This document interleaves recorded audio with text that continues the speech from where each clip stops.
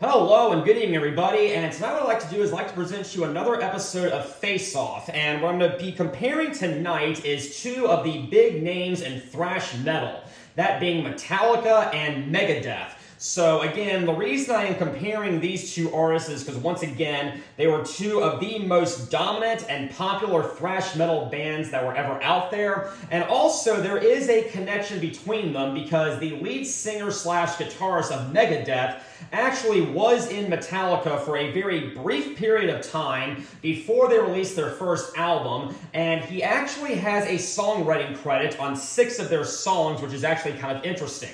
Now, the way this game works, in case you're tuning in for the first time, is I'm going to go through a series of rounds. In round 1, I'm going to compare both of the artists' first album and declare a winner. Then I compare their second album and declare a winner until I get all the way to the end. Now, another word of warning right here, I am not going to be able to finish the discography of Megadeth because Megadeth has more albums than Metallica. Also, to get as far as I can with Megadeth, I did include the Garage Days Revisited EP that was released in 1987 by Metallica. Also, finally, some of these additions may include bonus tracks. Bonus tracks are not going to be considered in any way. Now, we have a lot to talk about tonight, so let's go ahead and get started with round number 1. And round number 1 is going to be Kill 'Em All by Metallica versus Killing Is My Business and Business Is Good by Megadeth. So, coming over here with Metallica on Kill 'Em All, this thing really comes swinging right out of the gate with Hit the Lights. It kind of fades in a little bit, and then it just gets really loud, very aggressive and bombastic, and it just completely takes off. And it is a very, very aggressive opener, which I love. The Four Horsemen is also great. It's about 7 minutes or so, and I just really love that rhythm, the don't. And it is one of the band's most well-known songs ever. I have seen Metallica live 3 times, and they did play it the first time that I saw them in 2009.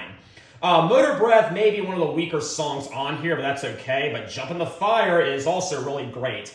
Anesthesia Pulling Teeth, or Anesthesia / Pulling Teeth.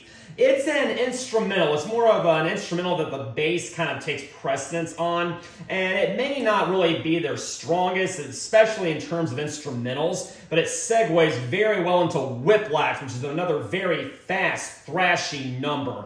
But then over here we have Phantom Lord. I absolutely love Phantom Lord. Kind of has this little build up at the beginning, and it just gets really bombastic. And then that main rhythm, the and I just love the chorus as well. It's a great song. No Remorse is a little bit slower, but still very doomy, very thrashy. But then, of course, we have Seek and Destroy, which is a pretty much concert requirement for Metallica. They play it all the time. And then it all ends with Metal Militia, which is a very underrated song. Doesn't get talked about that much, but it's, again, another very, very aggressive number. Now, as far as this album goes, Metallica had not fully perfected their style yet. They definitely had the sound, but the songs were, for the most part, just very loud and a little bit simplistic, but they would get a lot more progressive on future albums, which I'll talk about in a second. However, unfortunately, on Killing Is My Business and Business Is Good, I may get some flack for this, and that's all right. I'm prepared for it. But I have never been the biggest fan of this album.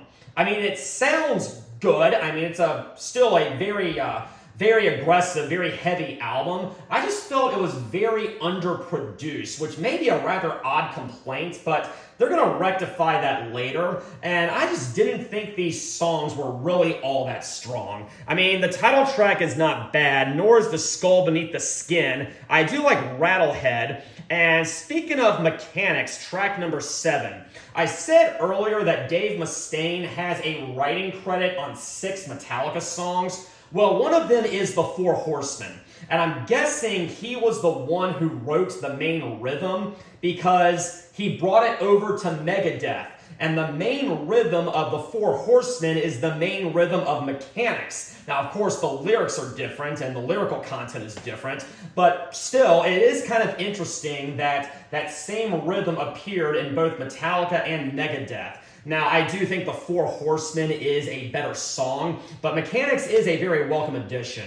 And then it ends with a rather lackluster cover of These Boots. Yeah, you know, these boots were made for walking. And something rather odd about it, like, it seems like every other line has a censored beat going on. I think it was some kind of contractual requirement or something, like they weren't allowed to say all the lyrics or something. I don't quite know the full story. All I know is it's very, very annoying. So am I saying Killing Is My Business and Business Is Good is a bad album? No. It is a good Megadeth album.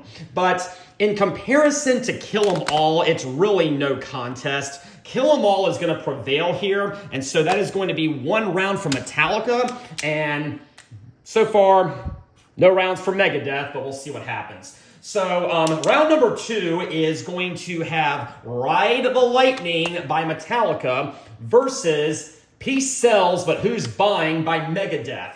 And guys, Ride the Lightning, I have loved ever since I was a 13-year-old. The first 2 Metallica albums I bought were Load and Reload, which I'll talk about later, but I then later got into Kill 'Em All and Ride the Lightning, and Ride the Lightning just absolutely blew me away. As a kid, I really liked Fight Fire with Fire, but as time went on, I really started to appreciate a lot more of the album. We had the title track, which was all about the electric chair, which I did hear them play last year, actually no, earlier this year, which was a very welcome addition. For Whom the Bell Tolls. A little bit slower, a little bit doomier, but still just as epic. One of their more popular songs. Then we have Fade to Black, which the band did get a little flack for in their early days because it was a much slower, more melodic song. At least the first half was, because it really picked up after that. And something that we're going to notice going forward a lot is the 4th track on a lot of these albums tend to include a song that starts out very slow and very kind of eerie a little bit, but then they really start to pick up and get very, very fast towards the end. Trapped Under Ice and Escape are some of the more deep cuts on this album, and yeah, I would say there were some of the weaker songs on here. Still great and everything, but not quite as good as the other stuff on there, but man, Creeping Death. I love Creeping Death. Yes, it's about the biblical plagues of Egypt, and basically it's all about Passover, which is actually kind of awesome if you think about it. But I did review the Creeping Death single on Album Rant earlier, and you definitely should check that out. But man, just every single segment of this song flows together so well. It's so aggressive, so catchy, and I've heard them play it twice in concerts, and I went berserk both times. But of course, it ends with the Call of Cthulhu, which is another instrumental, but this definitely shows some progress in comparison to Anesthesia Pulling Teeth, because this thing really sounds like heavy metal classical music. It definitely is in the format of a classical piece, and it's got all these different movements within it, but it's still a thrash metal song, and it is just awesome. Combining classical music with thrash metal is a combination that many people may not think would work very well, but it totally works. And I really got to give my endorsement to Call of Cthulhu, one of the best instrumentals ever. Peace Sells, But Who's Buying is also an album that shows a lot of improvement from its predecessor. Wake Up Dead blew me away the very first time I heard it. Okay, it's got these 2 different segments. One's very fast, one's a little bit slower, but no matter what, it's very aggressive from start to finish. And yeah, I sometimes do set my alarm to wake up dead sometimes. It's kind of funny.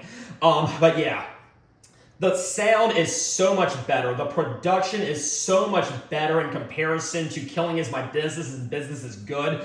I really love it. The Conjuring is another great song, but the title track, guys, is quite possibly my favorite Megadeth song out there. I know the lyrics to it. It is such a great sing-along, and when I saw Megadeth last year, I saw them in concert in Charlotte.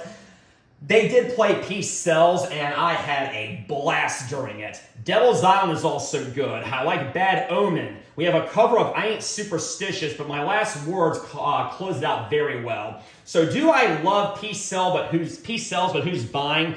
Absolutely, but guys, it is no match for Ride the Lightning. Ride the Lightning is just on a whole other level. Some of you may disagree with that, and that is totally fine. I should have said before, this is completely my subjective opinion. I am not trying to say that this is the objective scale or anything, but I am going to give this round to Ride the Lightning, and I didn't have to think about this one too much. So Metallica has 2 rounds, Megadeth 0. Let's see what round number 3 has in store for us. We have the third album by both artists. We have Master of Puppets by Metallica versus So Far, So Good, So What by Megadeth. And I have reviewed So Far, So Good, So What before on Album Rant. Master of Puppets actually follows a very similar format to Ride the Lightning. I mean, all the songs kind of fulfill the same role in every spot as the songs on Ride the Lightning, actually, except the instrumental is track 7 instead of track 8. But yes, we have Battery. Starts off with a very melodic section before getting very, very fast. Then, of course, we have the title track. The title track is absolutely epic. This is another song that I heard them play every single time in concert. When I saw them all 3 times, love it. Thing That Should Not Be kind of slows things down a bit, kind of brooding. And then, of course, Welcome Home Sanitarium is the song that starts out very slow, very eerie, very melodic before picking up. Do I like it as much as Fade to Black? I don't think so, but both songs are really great and are Metallica classics. Disposable Heroes is like 8 minutes. Very fast song. Leper Messiah is, again, probably the weakest song on here, but Orion is a great instrumental. Again, multi-part and still retaining those classical influences. Then it closes out very well with Damage Incorporated, a very fast, thrashy closer. So Far, So Good, So What is a great Megadeth album, and I have reviewed this one before. Into the Lungs of Hell is a great instrumental opener. Then we have Set the World on Fire. Starts out and you kind of only hear something in the background. It sounds like there's like 30s or 40s music playing, but then of course it just picks up and gets really, really fast. Anarchy in the UK is a decent Sex Pistols cover. I kind of wish they put an actual Megadeth song on here, but still a great cover. Mary Jane is probably the weakest song on here in my opinion, but I do love 502, okay? Very fast, kind of silly song, I love it. In My Darkest Hours, more brooding, and the rhythm always reminded me of For Whom the Bell Tolls. I'm not sure if anyone else actually thinks that. I may be the only one who's saying that, but it's great. I do love Liar, and Hook and Mouth is a great closer. Something I really need to kind of stress here, these early Megadeth albums, there are remix versions out there. Do not get them. The original version sounds so much better. First time I bought this album, I accidentally bought the remix and I thought this was terrible. But then I heard the original mix and it completely blew it away. So yes, I do really love So Far, So Good, So What. Is it as good as Master of Puppets? Unfortunately not. So that is another round for Metallica. And so we have 3 rounds for Metallica and 0 rounds for Megadeth. So round number 4 is going to come up. So I want to see how that all works out. We have the Garage Days Revisited EP versus Rust in Peace. And essentially, guys, after Master of Puppets, as I'm sure you know, Cliff Burton, Metallica's bassist, tragically lost his life. And so they found a new bassist in the form of Jason Newsted, who was with them from 1986 to 2001, I want to say. And this EP, it's an EP of covers, and it was just a way to kind of get Jason's foot in the door, kind of help him get his feet wet and everything. And it was very underproduced. They did not put quite as much thought into this as maybe some of their other albums. But I mean, it still is worth a listen. I mean, we have a great cover of Helpless. which is a Diamond Head song. We have The Small Hours, originally recorded by Holocaust. And actually, Holocaust did not record a studio version of this song until after this cover version came out. So Metallica was actually covering a live version. The Weight is great. We have a cover of Budgie's Crash Course in Brain Surgery. And then we have a kind of a Misfits duo with Last Caress and Green Hell. And I remember I was reviewing this album earlier, or this EP earlier, and I completely butchered the lyrics of Last Caress. But yes, I got something to say. I killed your baby today. And yeah, I think I did it right that time. But yeah, that was kind of embarrassing. But you know, it's still a great cover. I'm not the biggest Misfits fan, but it's a great cover, like I said.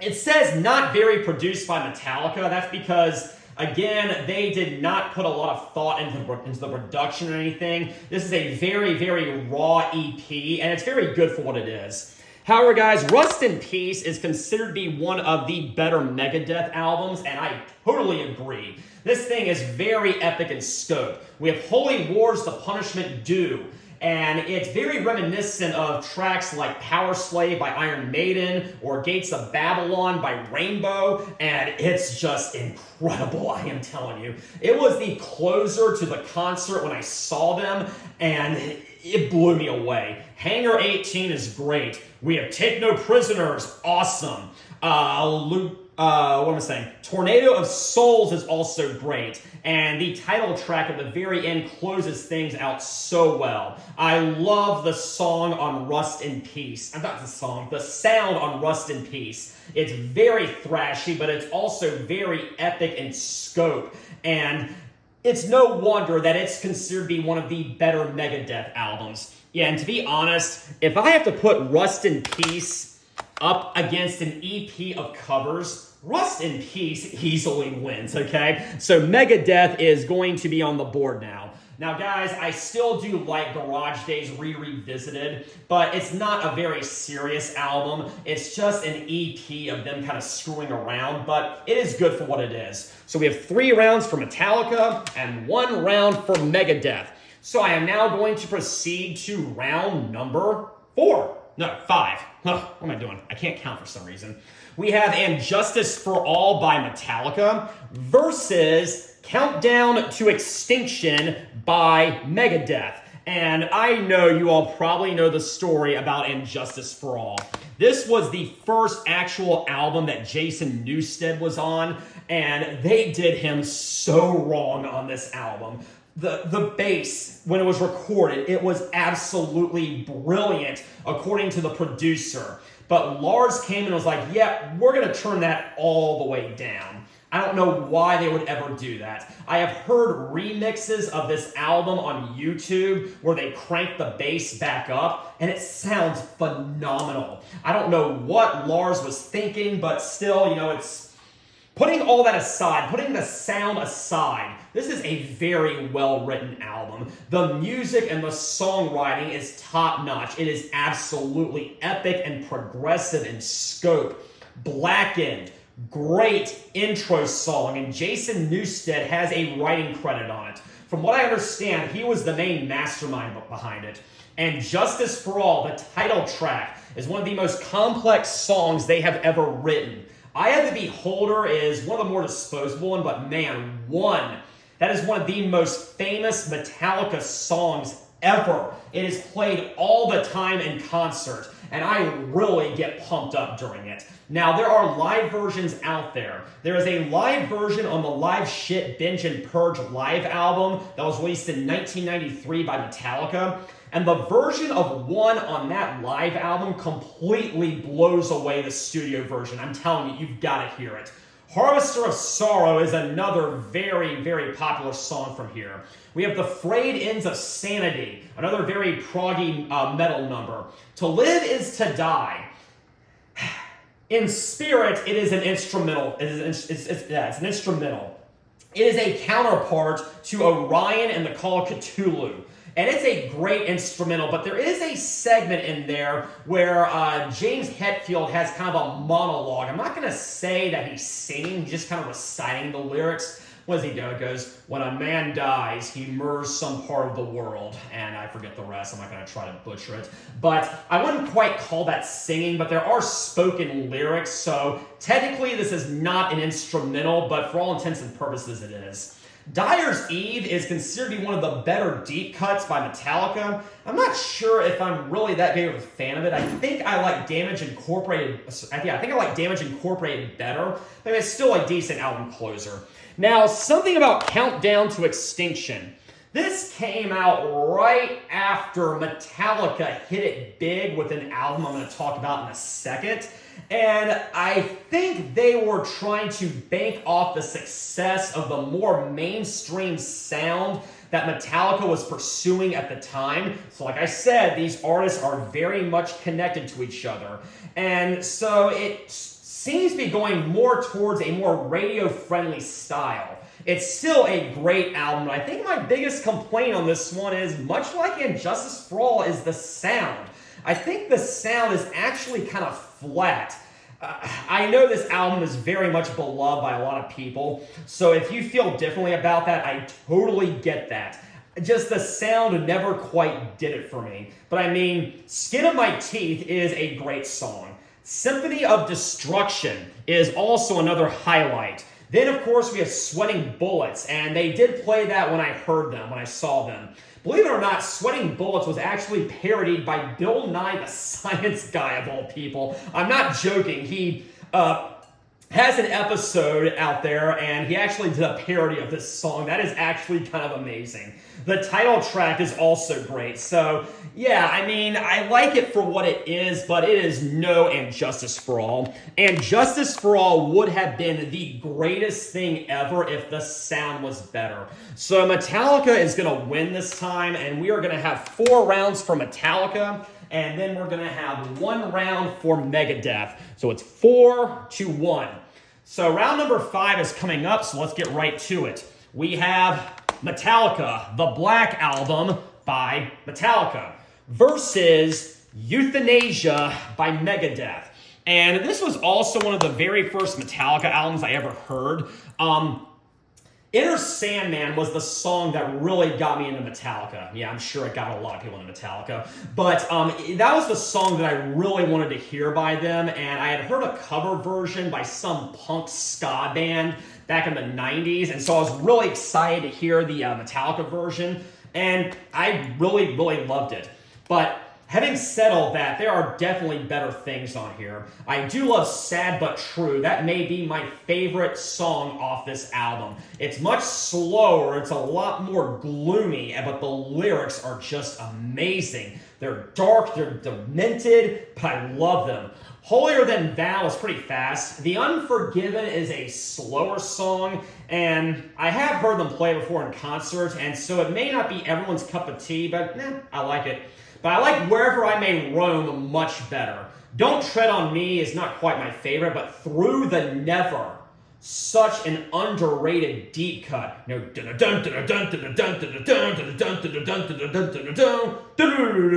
It's so amazing. And the rhythm is just so great also. It's definitely got a staccato going, but man, if that's a song that you usually just skip over whenever you listen to this album, you have got to go back and check it out. It is great.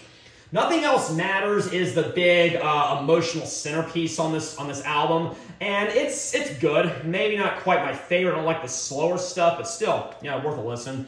Wolf and Man, much like Through the Never, is another very fast number. But the last couple of songs may not be quite their most popular stuff, but still definitely worth a listen. The God That Fail is very slow. My Friend of Misery apparently was supposed to be an instrumental. Jason Newsted, I think, was the main songwriter behind this one, but they reworked it into a non-instrumental, but it's great. The Struggle Within may not be my favorite, but it's still pretty hard-hitting. This was actually the first album I ever reviewed on Album Rant, so it kind of means something. But then we have Euthanasia by Megadeth. And just like before, Countdown to Extinction was a response to the Black Album, and they were trying to be more mainstream with their sound, and, well, Euthanasia kind of continued that. I actually do like the production better. I thought the production on Countdown to Extinction was a little bit flat, but Youthanasia sounds a lot more slick and it flows much better. I do like Reckoning Day, the very first song right there. I do like Train of Consequences, but we have another song that's very well known. We have Tout le Monde. I don't know if I said that correctly. It sounds French. So if I mispronounced it, please don't be too brutal towards me. But yeah, I'm not too big of a fan of that one. Blood of Heroes is okay, kind of plods along. Same thing with Addicted to Chaos, which is right there. Okay, third track. Sorry, I kind of lost my train of thought. But The Killing Road is also good. But yeah, honestly, both these albums were trying to take a more mainstream radio-friendly approach. The Black Album pulled it off better. Sorry, guys. There's a lot of fans of Youthanasia out there, but the Black Album is going to prevail. Metallica now leads 5-1. Round 7 is next. Yes, round 7. And we are going to start off with Load by Metallica versus Cryptic Writings by Megadeth. And Load was actually the second Metallica album I ever bought. And you can see right here, it's a very long album. It is 14 songs, and it basically crams as much music on here that is humanly possible. It is just below the 80-minute mark, which is the maximum time that can fit on here. And actually, they did have to trim down the Outlaw Torn a little bit from like 10 minutes and 30 seconds to about 9 minutes and 50 seconds because it was putting it over the 80-minute mark. This was a definite change in direction. They were now starting to embrace the style of music that was more popular during the 90s. It was more of a grunge/alternative sound, and that may not have worked for everyone, and I totally get it, okay? It is definitely a huge downgrade from what came before it. But that does not mean the songwriting is all that bad, because it really isn't. It's mostly the sound. I like Ain't My Bitch. 2x4 is a very grooving song, and you're going to see later that Metallica did do a cover of Sabra Cadabra by Black Sabbath, and I think the rhythm is kind of similar, actually. Yeah, I have really warmed up to the house that Jack built, or the house Jack built. This was always one that I just skipped over when I was a kid because it sounded too soft and too, kind of downbeat and gloomy, but really, once it starts to pick up, it is a solid song. Until It Sleeps is kind of overplayed. King Nothing isn't really all that great, and Hero of the Day is trying a little too hard to be emotional, and it doesn't really sound very Metallica-like. But then we have Bleeding Me, which starts out again very soft, very brooding, but progressively builds upon itself. I like it. I really do. The second half of this album has a ton of filler, but yeah, unfortunately, Mama Said is on here, and it almost sounds like a country song, and I cannot believe I am saying that. It is one of the worst Metallica songs out there. Ronnie is not bad, but man, the album closer, The Outlaw Torn, it's pretty awesome. It is dark, it is slow, but man, it's got an emotional kick on it. You kind of feel like there's these two guys that are rivals, and they're just gearing up to kill each other. At least that's the mood that I took from this song, from the instrumentation and the feel that you get from it. Man, I love The Outlaw Torn. And there is a full extended version out there. It's actually on a single somewhere. So if you ever hear that, you can actually hear what the song was supposed to be before it had to be edited down for time. Now we have Cryptic Writings, and this one, again, it's moving away from thrash. It is now really trying to be something that can end up on MTV or something that can end up on the radio. It's really appealing to what was popular in the 90s, and this may not have sat very well with a lot of fans. And something about it, the drumming on this one, I'm not a big fan of the sound of the drums. It sounds a lot like how the drums sounded on Injustice for All by Metallica. It's got kind of like this little pop sound. It's like, I did that incorrect. I can't really replicate it, but it's just something about the way the drums sound. I'm not the biggest fan of it. Some of the songs are okay. I do like Mastermind. I do like Have Cool Travel. I do like Sin. I do like She-Wolf and the Disintegrators. Not a big fan of Trust. Not a big fan of Almost Human or Use the Man. And those were the first couple of songs on the album. I'm guessing that's what they were hoping would be big radio hits. Maybe, maybe not. I just didn't really dig them. So yeah, unfortunately, both of these albums are big downgrades from what came before it. I just gotta go with my gut, and I think I would rather listen to Load than Cryptic Writings. Yeah, if you're a fan of Cryptic Writings, or if you really hate Load, I'm sorry, but the high points on Low are definitely higher than the high points on Cryptic Writings. The first half of Load is decent. The album Closer is great, and I never really quite got that high from Cryptic Writings. Okay, we are really starting to sink a bit. We are now on, where are we now? On round number 8.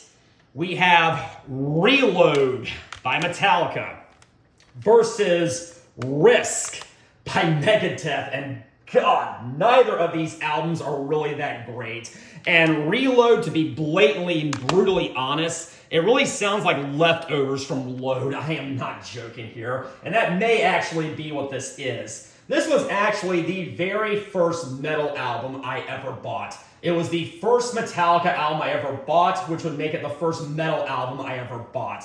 And the fact that I was gripped to Metallica after hearing this is really saying something.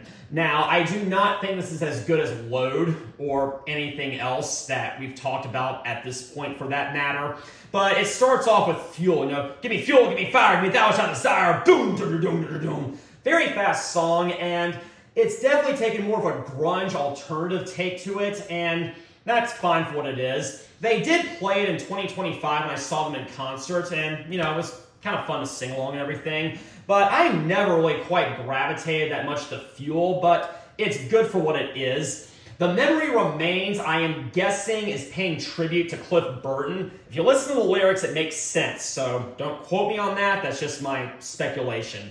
And it's a very much more slow, much more brooding song, and it's got a guest vocalist at the end with a na na na na na na na na na na, and I think it sounds kind of whiny actually, but man, The Memory Remains is always going to remind me of being a 12-year-old, and it's always going to remind me of this swim meet that I went to, and I was with my mom, and we put the CD in the stereo, and just that ending segment where the female vocalist is doing that kind of whiny rhythm, it was just in my head that entire swim meet, and so it's always going to serve as a time marker for that particular event in my life.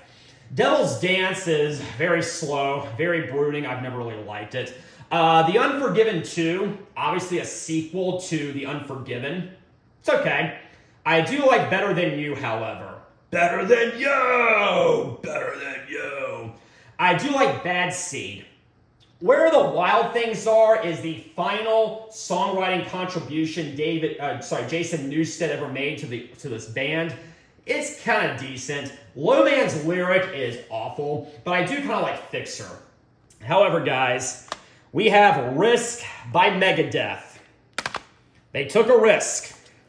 Not all risks pay off, and this one certainly didn't. This is basically a low point for Megadeth. They were trying so hard, or way too hard, to again fit in with other artists that were popular at the time. It really sounds more like alternative rock or alternative metal, and just it never quite gets off the ground. I guess the first couple of songs are okay, just because you kind of hear a new sound, you're like, okay, let me see if I can kind of get into this. But then as it goes on and on and on, you're just like, no, I cannot get into this. And I applaud them for trying something different. I applaud them for trying to expand their sound. And I applaud them for realizing later that it wasn't working. But yes, this is the turbo of Megadeth. It didn't work. And as I said, neither of these albums I'm really all that fond of. I'd rather listen to Reload. So Reload is going to win this round. We have 7 rounds for Metallica and 1 round for Megadeth. So having said all that, let's see what round number 9 has in store for us. We have the greatest covers album ever, Garage Incorporated by Metallica versus The World Needs a Hero by Megadeth. Now, I need to reiterate this or iterate this real quickly.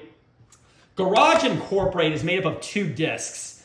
Disc 1 includes new recordings. Disc 2 is a compilation of all the previous covers that they had done during their tenure, during their career. I am only counting the first disc here. The second disc is being disregarded. It is not going into my consideration because it's not part of an actual album. It's just a compilation, and so that's why I'm not counting it. And it was also not recorded during the sessions of Garage Incorporated. So, having said all that, Free Speech for the Dumb is a cover by an artist called Discharge, who is a punk rock band, and I tried to get into them, I just could not. The cover version sounds decent. We have yet another cover of a Diamond Head song. It's Electric, which was also off Lightning to the Nations. The other Diamond Head covers that they had done were Am I Evil, The Prince, and Helpless. Well, this is It's Electric, and it's a decent cover. We have Sabra Cadabra, or Sabra Cadabra, I don't know how you say that.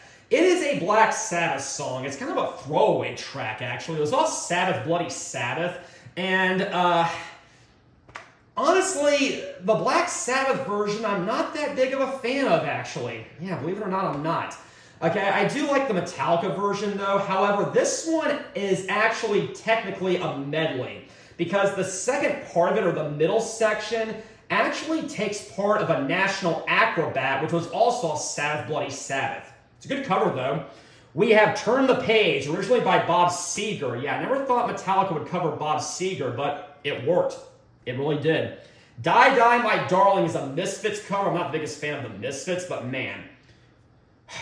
Track 7 is the Merciful Fate medley. It incorporates 5 songs by Merciful Fate: Satan's Fall, Curse of the Pharaohs, A Corpse Without Soul, Into the Coven, and Evil.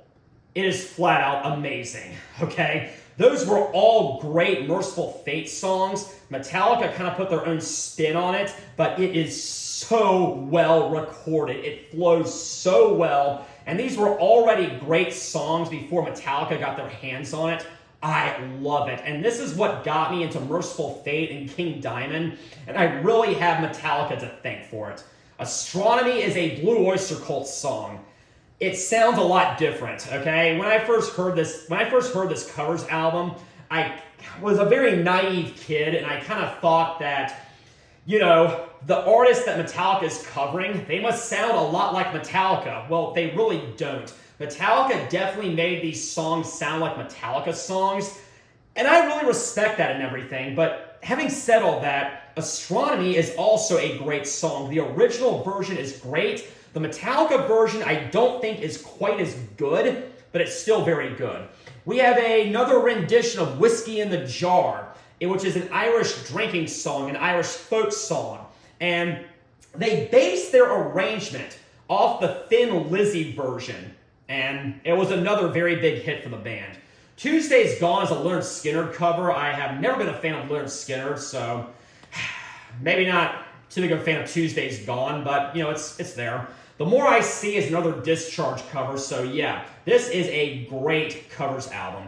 Now, we have The World Needs a Hero by Megadeth, and this was kind of a response to the very rather not so good reception from Risk, and they attempted to move back towards their thrash roots, which I was very appreciative of. But, yeah, still, I thought the production was still kind of flat, actually, okay? I didn't think the sound was all that great. It was still a big improvement over what came before it, but I don't think they fully quite rediscovered themselves. Just my opinion, okay? If you love this album, I totally understand. But Disconnect, the opening little riff actually kind of reminds me of a King Diamond song of all things. Yeah, interesting. But again, I do like Return to Hangar. Excuse me. I do like the title track. Moto Psycho is good. I do like Recipe for Hate, Warhorse. And yeah, it's always nice to have Dread in the Fugitive Mind. Dread in the Fugitive Mind was actually originally released on a Greatest Hits album that came out the year before this. And I'm guessing they realized that everyone really liked it, and they just threw it on here, which is a very welcome addition. I'm glad it's on here. But yeah, Burning Bridges is another song on here. It is track number 5. It has a slower segment that I really don't like all that much. And I'm not a big fan of Promises either. So yeah, overall, The World Needs a Hero was a definite attempt to return to form, but guys, Garage Incorporated, I have loved ever since I was a kid. Metallica is a very great cover band when they're covering other artists. I gotta give this round to Metallica. We have 8 rounds for Metallica and 1 round for Megadeth. Round 10 is now upon us, and I am going to just continue to write down the discography, and that brings me to Saint Anger by Metallica versus The System Has Failed by Megadeth. And man, talk about setting the bar low. Yeah, Saint Anger is a complete and total piece of crap. This came out, like I said, I think I was a junior in high school, and I really wanted to like this album. I tried so hard, but I just simply cannot do it. This album is awful. This is the very first one, actually, since Master of Puppets that did not have Jason Newsted on the bass guitar, and they had found a new bassist in the form of Robert Trujillo, I think I said that correctly, and he didn't actually appear on this album. The bass was actually performed by producer Bob Rock, but they really tried to change their sound on this one, and it sounded a lot more like nu metal, which was very popular at the time, but man, it did not work. The production is absolute garbage on this. The songs do not flow well together. The songs do not jive well together. The drums sounds like Lars is just banging on a trash can. It is so terrible. The lyrics are ridiculous. My lifestyle determines my death style may be the dumbest lyric I have ever heard. Frantic is not good. The title track is not that great. Some Kind of Monster kind of grips me for a little bit, but it's not enough to save this album. Dirty Window is awful. So is Invisible Kid. I do not like The Unnamed Feeling. I do not like All Within My Hands. I have very little positive things to say about this album. However, on the other side of the chart, we have The System Has Failed by Megadeth. And I really feel on this album, they perfected their sound. I really think they got back to their thrash roots, and I think they really put out an album that the fans had been wanting for over a decade, because the sound is really great. The sound is very fluid. The sound is very, what's the word? I can't quite find the word. I can't quite think of it, but the sound, like I said, it's got a really great production. I'll just say that, okay? Blackmail the Universe really seems to be going back to political themes, which was a very big part of the band throughout their tenure, and I really like that one. Kick the Chair is a great thrash song. Kick the Chair may be the best song on here. They did play it when I heard them in concert. I am not the biggest fan of Die Dead Enough. Tears in a Vial, and also Tears in a Vial is a little too slow for me. But I do like The Truth Be Told and Something That I'm Not. So, as you've probably guessed, Megadeth is easily going to win this round. It really wasn't that hard, actually, because Saint Anger is garbage. But I am going to give this round to Megadeth. We have 2 rounds for Megadeth and 8 rounds for Metallica. So, yeah, we got that out of the way. So this is now going to be round 11. Yeah, 11. We have Death Magnetic by Metallica versus United Abominations by Megadeth. Let me zoom out a little bit right there. Yeah. Now, guys, I just said that the System Has Failed was really a big return to form for Megadeth. Death Magnetic was a big return for Metallica. It was really atoning for the disaster of Saint Anger. And for the longest time, I was a little hesitant to pick this album because I just assumed that Metallica was going to continue down whatever direction they went with Saint Anger. I was completely wrong, and Metallica totally vindicated themselves on this album. Kirk Hammett did not have a single guitar solo on Saint Anger, and they're back. And the album kicks off very well with That Was Just Your Life. And it actually almost sounds like James Hetfield is rapping, of all things. I'm not sure if a lot of people kind of think that. I mean, it sounds kind of like that to me, but it is a very interesting, albeit awesome combination, and I love That Was Just Your Life. The end of the line really continues things. Broken Beat and Scarred is one of the better songs on here. I love the rhythm to it. You know, it's like such great songwriting.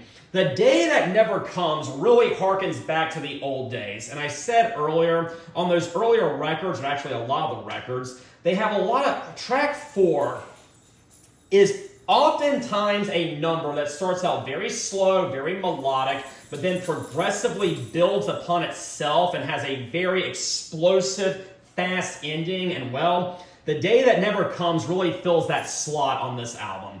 I do like All Nightmare Long. I do like Cyanide.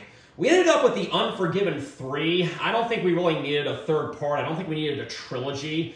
It's okay. But I do like the Judas Kiss. Suicide and Redemption is another instrumental. It's a decent instrumental. Is it as good as the Call of Cthulhu and Orion? No. I do like it, though. But My Apocalypse is a very fast, aggressive, thrashy closer. Closes things out very well. However, on the other side, we have United Abominations. And it sounds amazing, okay? Megadeth would really continue this sound all the way up to the present day, at least up through their most recent album. And I think it sounds great, okay? They really perfected their sound. It has a slick production. I think that was the word I was looking for earlier, but yeah. But very thrash-induced also.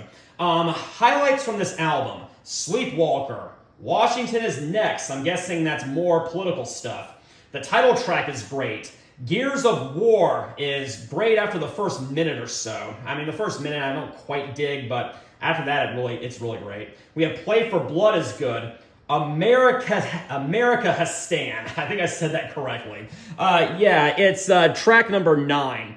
Definitely probably making a political statement right there. You be the judge on that one. And I do like Burnt Ice. Some of the more weaker songs on here, Blessed Are the Dead, which is track number 6, didn't really do it for me. Neither did the continuation of A Tot Le Monde. I don't know if I said that correctly. Once again, don't be too harsh on me. So yeah, these are both really great albums and a definite return to form by both artists. I mean, Megadeth was continuing a return to form on their previous album, and they really perfected it here. I still got to give this one to Metallica. I really love Death Magnetic. United Abominations, I love also, but I just love Death Magnetic better. So, yeah, another round for Metallica. We have 2 rounds left. This round, round 12, is going to be Hardwired to Self-Destruct by Metallica versus In Game by Megadeth. And I had a lot of high hopes for Hardwired to Self-Destruct. I love Death Magnetic. This came out 8 years later, and I was really anticipating this because I expected more of the same. and it is a pretty decent album. I don't think the sound is quite as strong as Death Magnetic. Death Magnetic was produced by Rick Rubin, who is one of my all-time favorite producers. I'm not sure who did Hardwired to Self-Destruct, but I'm pretty sure it wasn't him. Title track is great. Atlas Rise is probably the best song on here. I do love that one. Now That We're Dead is decent. I do like Moth in the Flame. I don't really like Dream No More. I don't really like Halo on Fire. I'm not a big fan of Confusion or Man Unkind. And actually, the second disc really isn't all that great, but Spit Out the Bone is a great thrash song. Spit Out the Bone, I will defend. That is a great song. But yeah, this was a double album, actually. I'm not sure why it had to be a double album, because the total song length of all the songs combined together was only 77 minutes. They could have fit it on one disc. If anyone out there happens to know why this is a double album, please enlighten me, okay? In game, however, I think bears a lot better. Hardwired to Self-Destruct was a little disappointing, but again, it has that very slick, thrashy sound, which was a continuance of Abomination, or United Abomination, sorry. Highlights on here. Dialectic Chaos is an instrumental, and it's a pretty good opening instrumental. It's only about 1-2 minutes or so. I do love This Day We Fight. I do love 44 Minutes. I do love Bite the Hand, the title track, Head Crusher, very fast and aggressive, by the way, and The Right to Go Insane. I think the song on here I wasn't the biggest fan of was The Hardest Part of Letting Go, which is, where is that one? Yeah, it's right there. Hardest Part of Letting Go. And so, essentially, I thought that Endgame was a very solid thrash album, a very solid Megadeth album. I definitely thought it was more consistent. Now, the highlights from Hardwired to Self-Destruct might be better than the highlights from Endgame, but there are definitely some low moments on Hardwired to Self-Destruct, and I think Endgame was a lot more consistent, and I definitely like the sound on Endgame better. I'm going to give this one to Megadeth. Yeah, I think I will. So we have 9 rounds for Metallica and 3 rounds for Megadeth. So it all comes down to this. We have 72 Seasons by Metallica versus 13 by Megadeth. And I'm going to have to open this thing up to get a track list. Oh, this is embarrassing. Where is the track list? I'm really going to have to open this up. Ooh, yeah, here we go. Boy, is this awkward. Why did they design it like this? Sound is great on this one. Still very slick production. Definitely got a decent production on here. I do like the title track. I do like Shadows Follow. Screaming Suicide is good. Sleepwalk My Life Away is good. I do like Lux Eterna. That was the big hit single from this album. They did play it the last time I saw them. I do like If Darkness Had a Sun. And Inamorata. Did I say that correctly? I think I did. It's 11 minutes. It is the longest song Metallica has ever done that's not a cover. That's pretty significant, but it closes things out very nicely. 13, on the other hand, is still more of the same from the past 2 or 3 Megadeth albums, and that's fine because I think it's really great more of the same.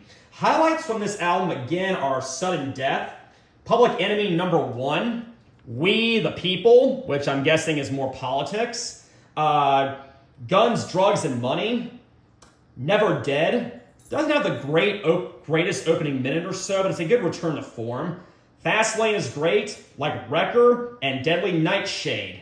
However, some of the not-so-great songs on here are New World Order, Millennium of the Blind, another slow song. And yeah, when Megadeth tries to do these slower numbers, they don't work out quite as well. And I'm not the biggest fan of the title track either.